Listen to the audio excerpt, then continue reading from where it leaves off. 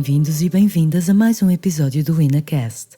Hoje damos continuidade ao ciclo Entrevistas com Inovadores. Esta rubrica do INA consiste num conjunto de entrevistas a profissionais dos setores público, privado, social e da academia, nacionais e internacionais, e visa partilhar o conhecimento, as ideias e as práticas de pessoas que, em diferentes domínios, contribuem para a capacitação, para a inovação e para a transformação da administração pública, de forma a se responder efetivamente aos desafios do presente e do futuro.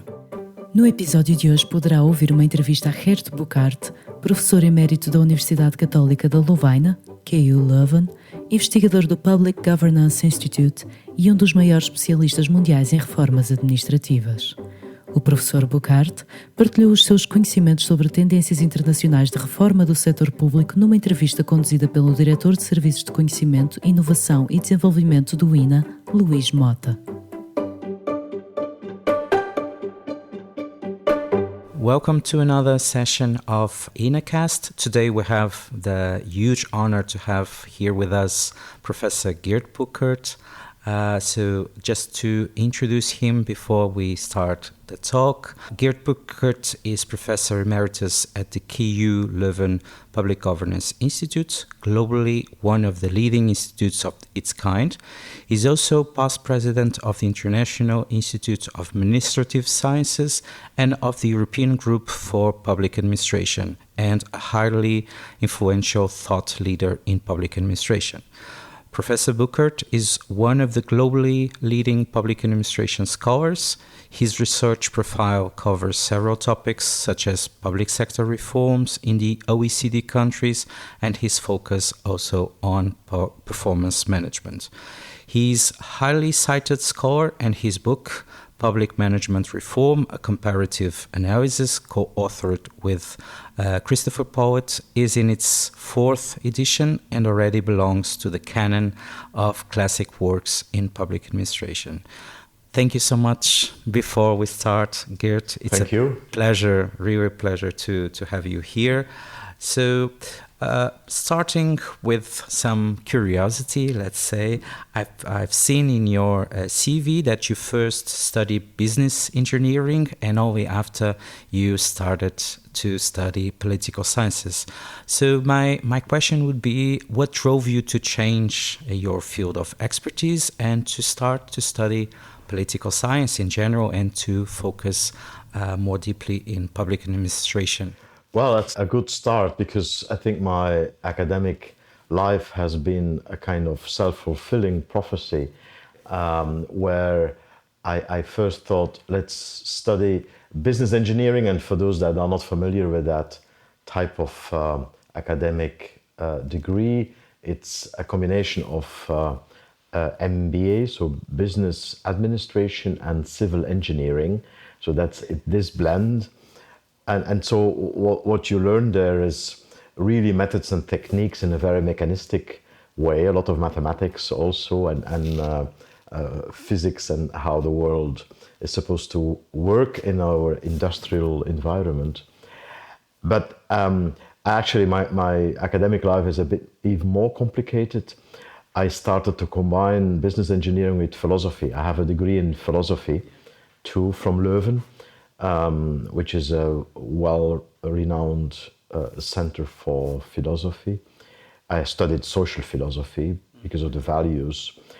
And so then I decided not to dedicate my life to the private sector, but to the public sector, and to complement the issues of methods and techniques in management, plus the social and political values. I decided to also start a degree and finish a degree in political sciences as the environment. And so it's a kind of triangle of academic expertise to combine not just methods and techniques as such, but to put them in a political context of power and how power functions on the one hand, and on the other hand, to include the ways of integrating social philosophy, because ultimately the state is about public interest. And the question is, how do you really combine an individual as a citizen and a person with a community or a state, and organizations and institutions, how should you think that together? And the three fields of expertise and academic disciplines, from my point of view, were very beneficial to do the rest of my thinking. For sure. Yeah, and your focus on performance management probably and public management should be related to your early works. So focusing on these public management reforms, as I mentioned in the start, you and the late Professor Christopher Poet are the authors of one of the most famous books on the comparative analysis of public management reforms, in which you studied the reforms of several OECD countries. So I was wondering if you could explain to our audience what were the main conclusions from that book regarding differences and similarities in those reform paths. Yes, well, we actually started thinking about reforms, Polit and I, in 1999. We started the book actually in 1998 and started writing it and conceiving it, constructing the book, looking for the materials in 12 countries plus the European Commission. Yeah. And what we said, let's go directly to the countries, because most of the literature available was through our colleagues and academics. But the two of us have visited all these countries and had direct contact with top civil servants from different ministries and agencies and Prime Minister's office, and different points of reference to directly understand how the reforms worked. At that moment, there were two types of expertise available within the OECD. The OECD was collecting data with surveys, and Christopher Polit and myself were involved with these surveys to put them together and to collect data and try to understand. But the OECD was not making a synthesis. And so our ambition was to say, let's make a synthetic view on these reforms and also take a kind of time scope that was increasing from the beginning of the 1980s. So that was in the first exercise, we covered 20 years almost to have a kind of perspective of change. The second expertise was, let's say, more economists, the economic new institutionalists who pushed ultimately public choice and as a derivative, new public management. So that was also, let's say, ideologically driven, the neoliberal politics, and from the discipline of the economists with the transaction costs theories and the principles and the agents. And so the first country that tried to realize that in a very fundamentalistic and profound way was New Zealand. And so we were all fascinated because the New Zealand model then was catapulted in Paris at the OECD headquarters. And then it was like spread like, oil in the machinery over the OECD countries. And that mechanism of spreading reforms was also something rather new to say, how can we understand that systems change because of this pressure? It was kind of political pressure to move politically, but also academically. And so that was the new public management era. And what we tried to add was, initially, new public management was very managerial and technical and didn't include the political dimensions. And so I think we were one of the first, if not the first, to say it's also about politics. Reform is actually about politics. And the second thing was, since there were many consultants involved, and consultants have a clear question and a clear answer, and a one-to-one relationship between a question and an answer. And we said we beg to disagree with that. And so we had a considerable chapter on ambiguity of change and tensions and contradictions. And so to say, it's a bit of a zigzag way. And so we developed the concept of trajectories of change So to put it into time perspectives, that was actually the trigger for us to start doing this. And at that time, to cover 12 countries was quite something, especially when we visited all these countries. And I must say, speaking the languages of these 12 countries was also important, and that's a bit of a challenge. And of course, we don't speak all the languages covered in the book directly, but Finland was, of course, a champion of being very difficult to read directly the documents. But nevertheless, we were accommodated by many, and the translation software didn't exist at that time, so it's but we still could manage to really understand through our direct access to top civil servants to understand it. So that's a bit the pretext of why this book covered a kind of blind spot and became of interest to many people, to have a kind of broader overview, not just geographically. Even if OECD countries are, let's say, homogeneous from the point of view that they are OECD members, but of course Finland and New Zealand and Canada and Italy are very different countries, of course. Mm-hmm. Yeah, for sure. Yeah, and in that book, at some point, you identified 3 types of reform paths. As far as I remember, the marketizers, the modernizers, and the maintainers. Could you elaborate a little bit? Yes. One of the challenges was, of course, when you have a comparative study of 12 countries and the Commission, what are the common denominators? And how can you reduce the complexity? And there is a complexity of what is the reform about? And we made a kind of appendix with facts and figures to describe it in a comparative way. But the question is, are the reforms the white books with the bright ideas? Yes, of course. But that's not just that, it's also about the legislation and the regulations that push for the reforms, that shape and frame the reforms. And yes, well, most lawyers think if they have the law and the regulations, they can go to the party, everything is done, but that's not the case. So a third dimension is the implementation, the speed and the way of things being implemented. And that's a crucial point too, that's necessary, but also not sufficient. We have to look at the results of the reforms, and that's even more difficult to touch because it takes time to see results and to observe it.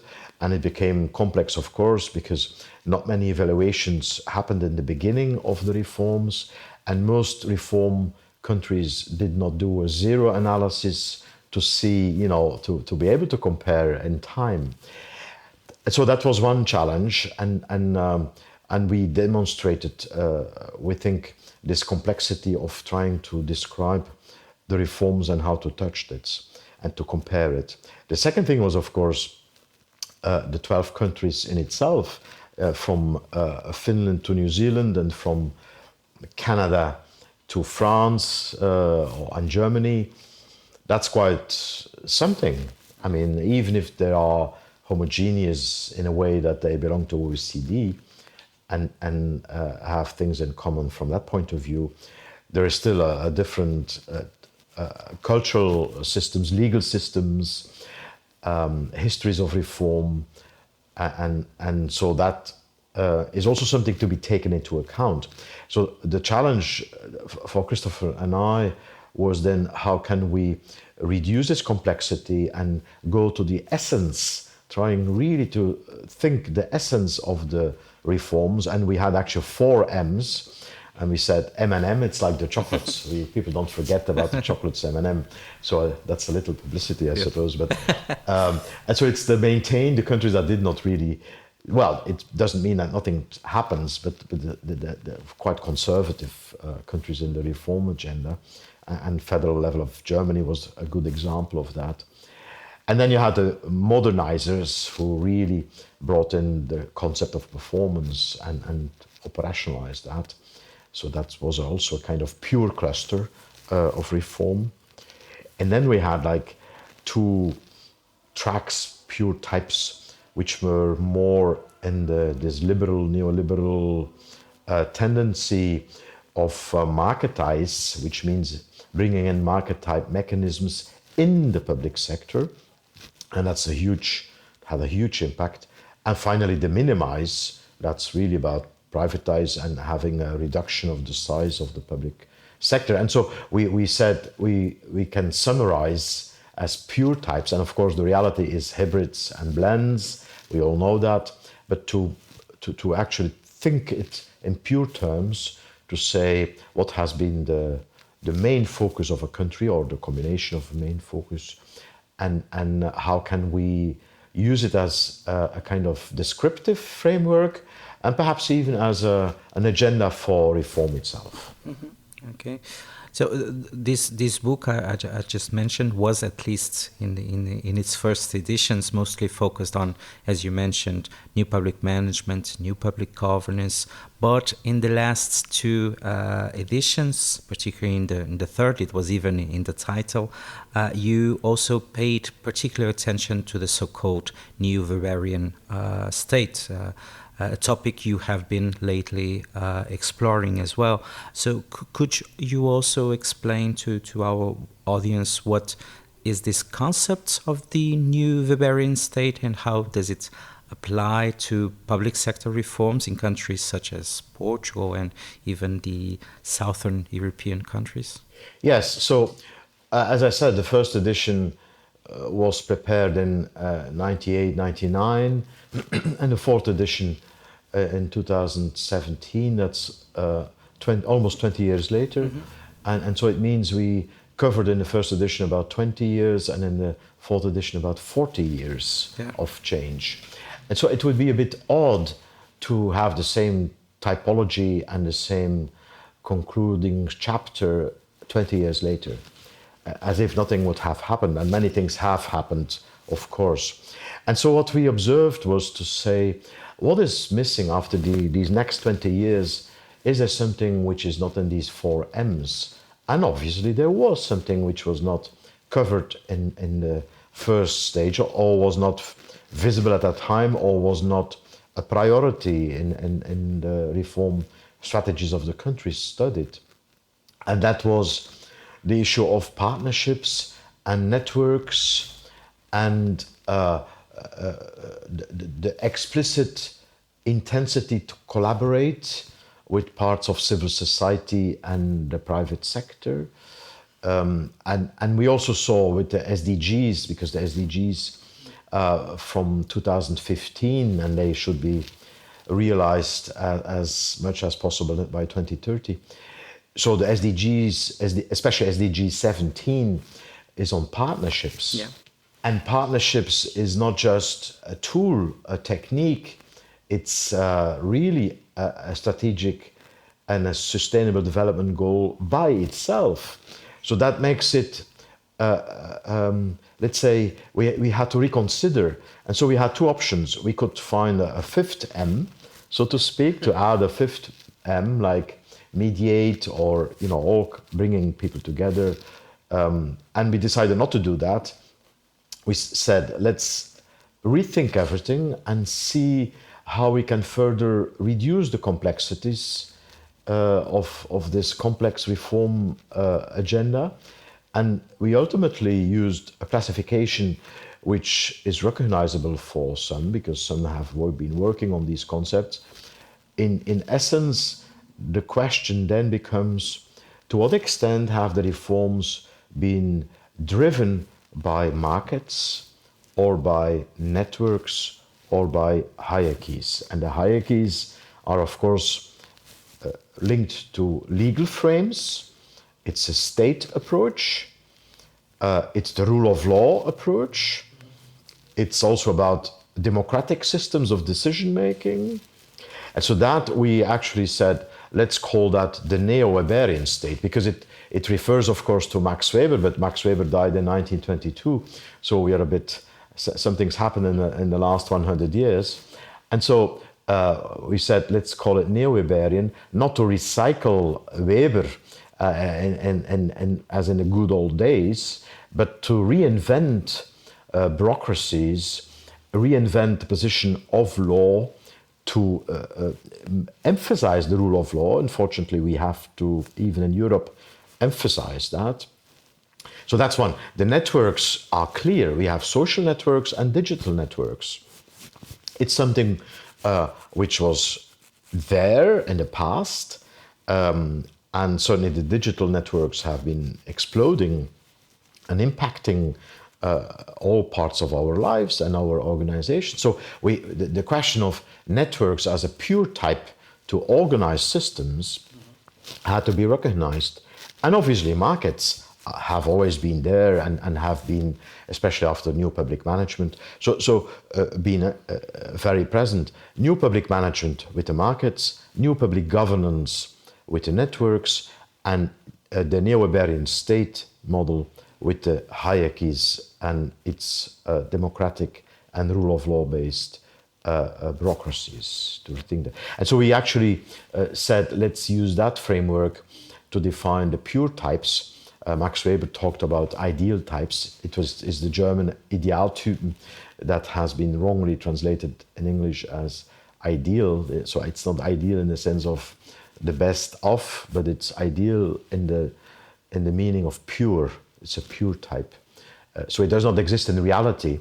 And again, we have hybrids and blends. So again, this concept of hybrids and blends is important, but you need to have the pure types to think, to analyze realities, but also in some cases to turn the pure types into into a reform agenda. To say we want more market or less, we want more networks or less, we need more hierarchy or less. And that becomes then a reform strategy. Mm-hmm. Okay.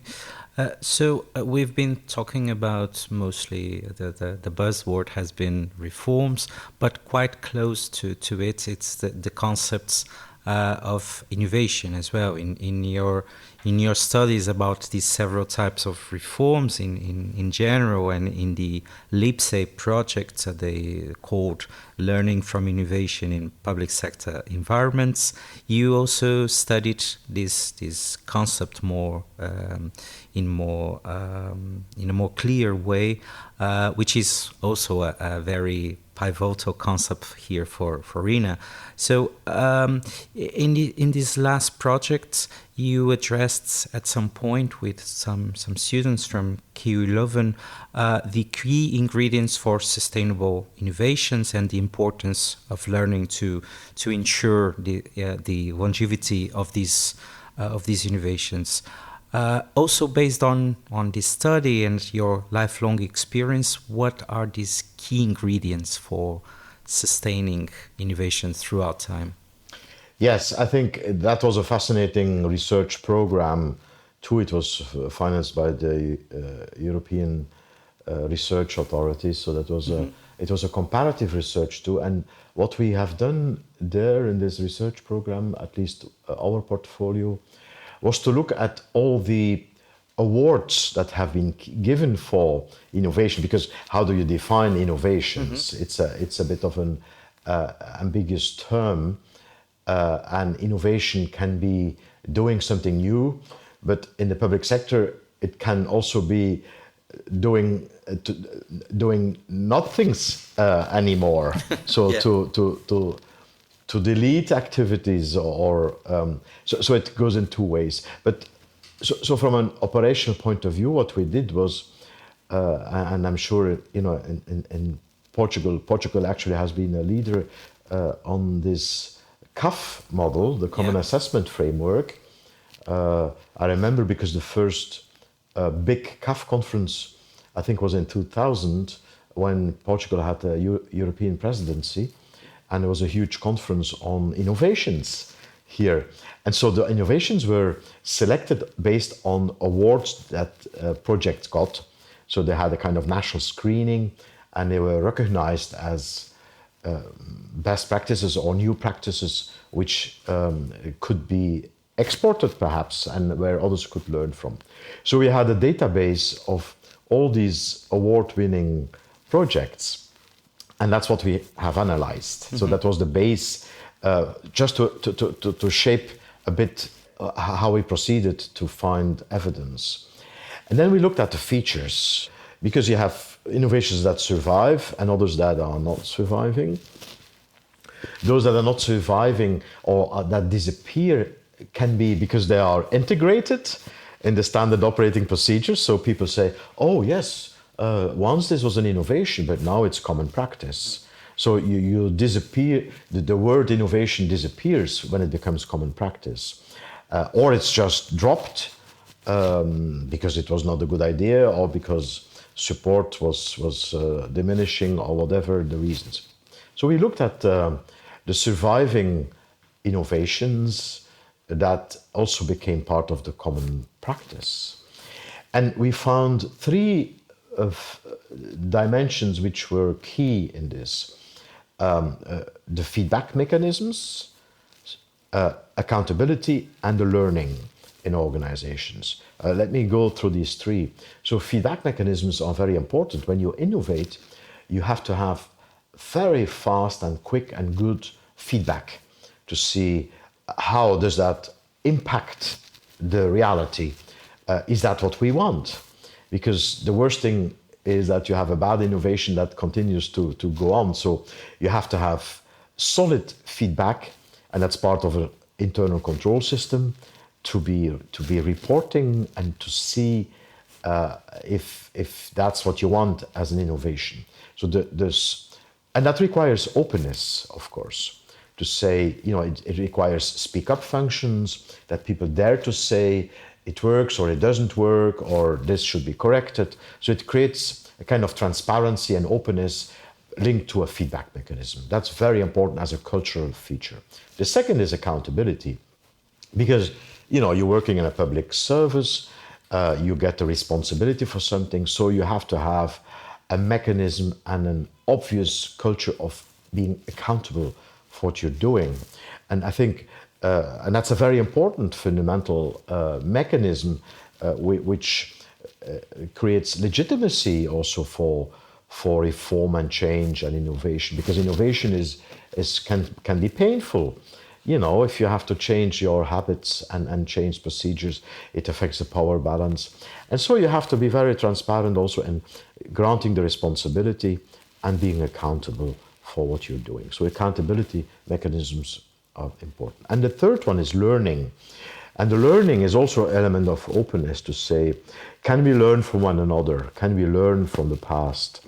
That again is a kind of openness and an explicit way, and INA is in the learning business, so it's a very important thing to say, what are the platforms of sharing knowledge and practice and behavior? And so we mostly talk about benchmarking and looking for the Olympic medals and so on, but that's very exhausting. At least for me, it's exhausting watching Olympic Games, because you can never reach it. I mean, it's a kind of, and we cannot expect all schools or hospitals to be in the top 1%, because that's technically impossible. But it's important for the public sector to bench learn. The bench learning becomes important, not to have the Olympic classification, but to make sure that sufficient municipalities or schools or whatever organization you have are improving significantly and visibly and are above the bottom line, because you have to ensure equal services to all citizens. So the willingness to learn and to share and to bench learn is crucial. So that was the conclusion of our research. Feedback, accountability, and learning. Okay. So as I mentioned before, you were also president of the International Institute of Administrative Sciences and of the European Group of Public Administration in the past. And in my perspective, I had the chance to attend conferences of both of these entities. And these entities have been vital for establishing bridges between scholars from different countries, and particularly the former entity, the HIAS, also with practitioners. There are a lot of practitioners in the conferences. So what do you think have been the most important contributions of such entities? I'm an institutionalist, so I believe in strong institutions, and I think institutions can be represented by organizations, and we have to take it. We study these things because we think they are important, and they can change and be leverages and vehicles for change. Also in the academic world and in the world of the practitioners and in the interaction between academics and practitioners, which we started to frame as pracademics, the practitioners and the academics. I think when I was president of ECPA, I had 2 mandates of 3 years, 6 years. I actually wanted, it's the European group, I wanted to strengthen the European voice. Because obviously the US was very dominant, and I think we were a bit divided by our different languages in Europe and our different systems. And so I said, how can we make this an asset rather than a weakness? That this diversity is crucial, the diversity of cultures through the diversity of languages. How can we increase a European voice in this globalized and increasingly globalized academic community? And I had used 2 strategies for that. The first one was to strengthen ECPA as an organization, to make it more attractive. And I said, what we need, the priority should be first that we do relevant research, that it's picked up and that people recognize as relevant topics. And they are relevant because they facilitate handling problems. So the relevance. The second is critical mass, because what you see is a kind of shift from individual professors or researchers. We are actually shifting to teams.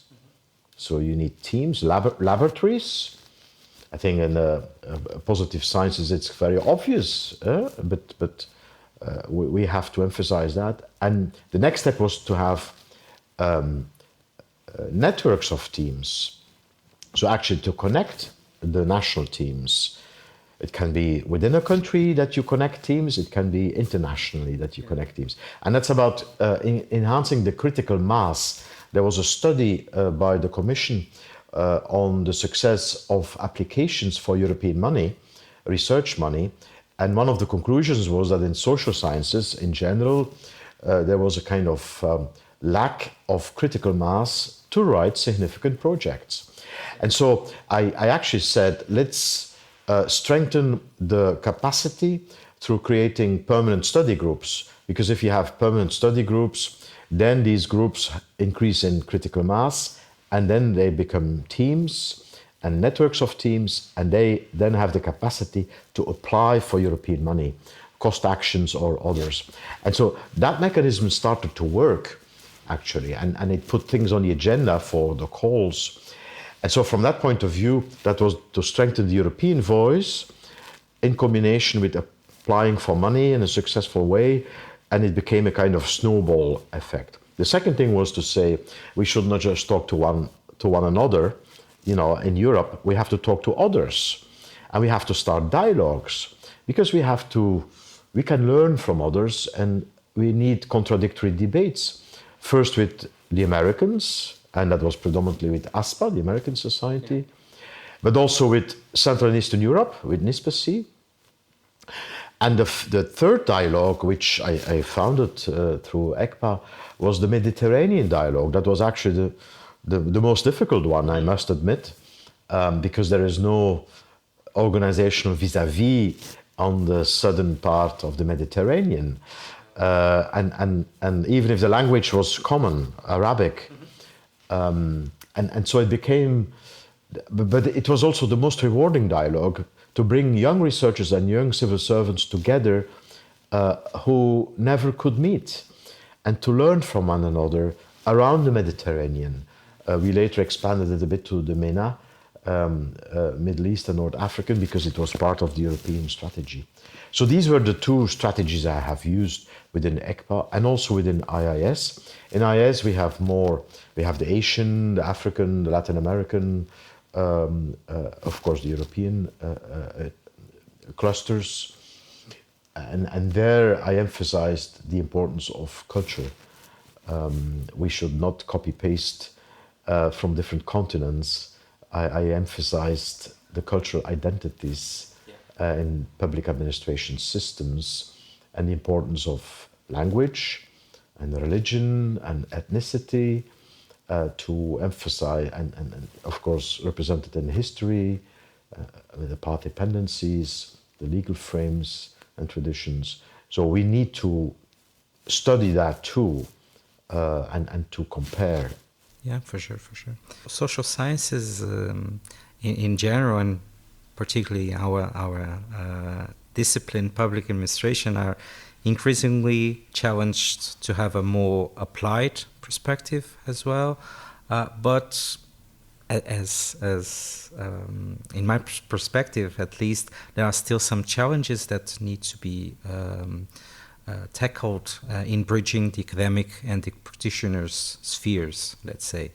What do you think are the still existing barriers or challenges, and how did you try to overcome those over your career?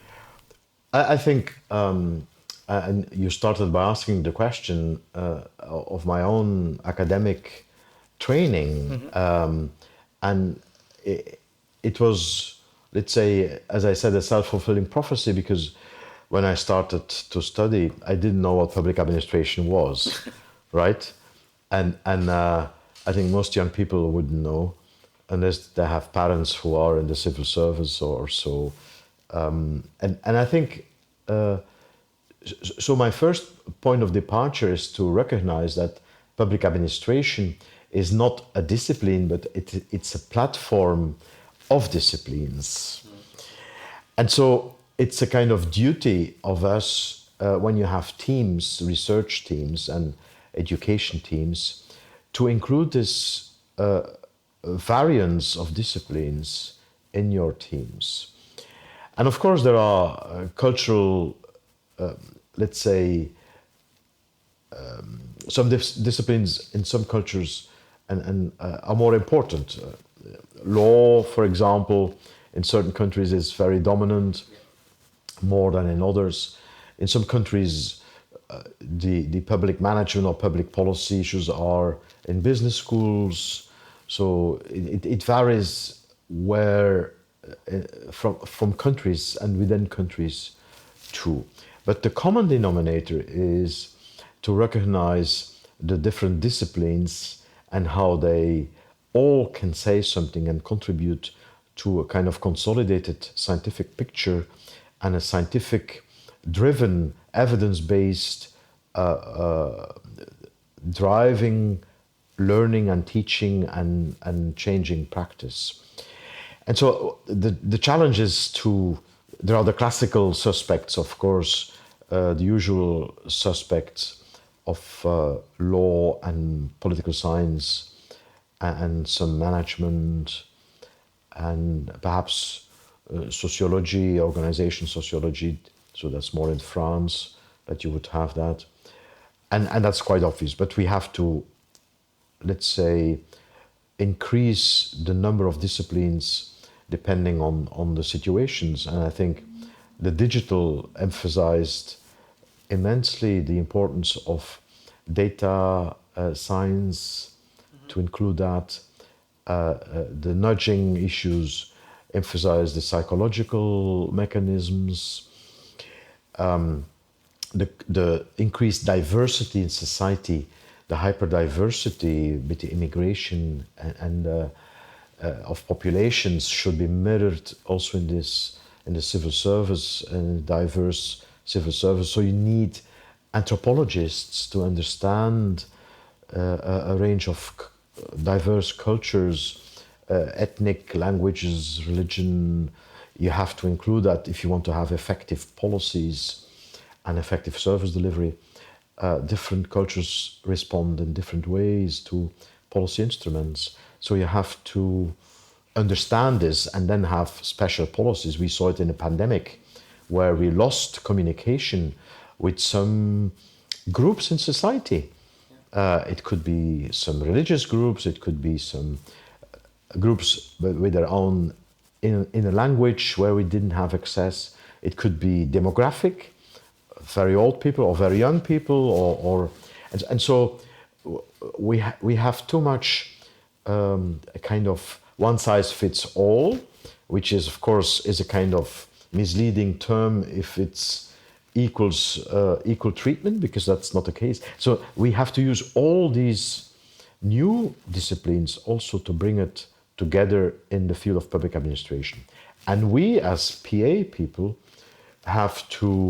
we don't have to know all of these disciplines, but we have to bring them together and put them in synergy, which is easily said but not easily done. Yeah. And I think, but it's our duty, because otherwise you have a kind of monodisciplinary focus, which creates blindness and blind spots, and that's never good. Mm-hmm. Yeah. So my almost reaching to the end of this interview, and the final question is about the future. You in 2020, if I'm correct, you authored together with Werner Jan the book titled European Perspectives for Public Administration, The Way Forward. And going on this subtitle, let's say, what do you think are the most pressing challenges for the future of societies in Europe and public administration or public sectors in particular? Yes. So what we did, we created, it was actually a German foundation that sponsored this initiative, the Humboldt Foundation. My idea was to say, on the American side, they had the Minofbroek initiatives. Minofbroek is a little village where academics every 20 years come together to talk about the future. So you had Minofbroek 1968, it was the first time they met, 1968, Minofbroek 1988, Minofbroek 2000, so 68, 88, 2008, 2028 is the next one, 2048 is thereafter. And Werner Jan and I said, let's produce something which is the European version of that, because that was a very American version. Again, how can we strengthen the European voice, Yeah. right? So I'm very European from that point of view. And we organized it for the first time in 2018. So in between the 20 years of the Americans, we had our EPA first. EPA stands for the European Perspectives for Public Administration. EPA 1 is 2018. EPA 2 hopefully will be in 2038. EPA 3 will be in 2058. So I invite all those listening to put it in their agenda. You know, it's the American approach was actually more about how is the future public sector going to look like, and what does it mean for us academics. I try to change the question a bit to say, as academic community, how do we anticipate, because we train people, we do research, we teach, we create the next generation of researchers. What kind of PA research, what will be the features of this future research for the next 20 years? Because training people, you know, it's an investment, and you have to anticipate what you will need for the future and how our universities should look like. And we had 4 dimensions in this question, and the 4 keywords were we have to look at futures. Looks very obvious. This looks very obvious, but sometimes you have to repeat the obvious. The question is, what does the obvious mean, and how should we tackle this? Disciplines, I mentioned that already, culture and practice. So these are the 4 clusters of our priorities to direct our research community. So futures, I will summarize it, of course, to say, we should be careful not just to study the past, so we have to anticipate the future problems, and we have to get ready. We have to be ahead of the problems. I think it's a kind of negative phrasing to say the current PA community runs too much behind the problems. And so we have to be ahead of the problems. And we can figure that out. I mentioned already the 17 Sustainable Development Goals. And we have to anticipate that. It's people, planet, prosperity, peace, and partnerships around these 5 P sets. And there are 3 SDGs which are horizontal: strong communities, SDG 11, SDG 16, it's strong institutions, peace and justice, and SDG 17, which I have mentioned on the partnerships. And so it's about, we have to really look into the future. And of course, the digital issue is there, an important component in that too. The second is the disciplines, to say for the future, if you want to better understand what's going on, we have to include disciplines which we have not commonly integrated, and I have mentioned them already. It's anthropology, it's data science, it's psychology, and so on. Culture, I cannot emphasize, the feeling of exclusion in society is huge. Inclusion will become, or should become, because with extremist parties, it's about excluding, not about including. And so so it's about this value, to bring it into our PA community, to say the cultural diversity is becoming so significant. When I give training to civil servants, not in Portugal, but in Belgium, I always have to say, I'm very sorry, but I'm very shocked by how white everybody is in the room. We corrected already male, female, but it's a very white issue, and so I think it's very problematic. And so the cultural issues, access to all people in society, becomes an important element for the future, and we have to include it in our research. And the final one is practice. How can we create the academics? We need solid academics and solid professionals, but we need to build a bridge with the academics. And that requires science communication, which we don't do very well with the policy briefs. That requires scientists and residents in the public sector, but also practitioners and residents in the research centers. That requires emphasis of action research. I think we have to, could be one of our strengths to have action research. So contributing to change and studying the change at the same time. And so there are some elements to bridge to practice, which I think, of course, we suffer from the pressure on young researchers to publish in top journals. But I think ultimately it should be possible to combine this with publishing in top journals and be relevant and recognized by practice. I really believe that. I think it's a bit of an excuse to say, I'm not interested in reality, I only want to publish. Then you become irrelevant. Yeah. And that we should avoid. Okay. We could talk hours and hours. It will be our greatest pleasure, but we are reaching the end, because since this is a podcast, it should be shorter. But in any case, I would like to ask you if you want to add anything. Absolutely. And it's almost a coincidence. The listeners cannot know it, but this is registered in the time period of the anniversary, the 50th anniversary of for Portugal of democracy and freedom. Mm-hmm. And I would like to congratulate the country with this. And I think to have Portugal in the European Union is really great. And I think the future of Portugal, and I'm very aware, and I have perhaps also suffered with the Portuguese when they had to handle the financial crisis and other crises. The country has a lot of capacity, and I've been teaching to some students here, so I'm very impressed by how driven people are to improve the system.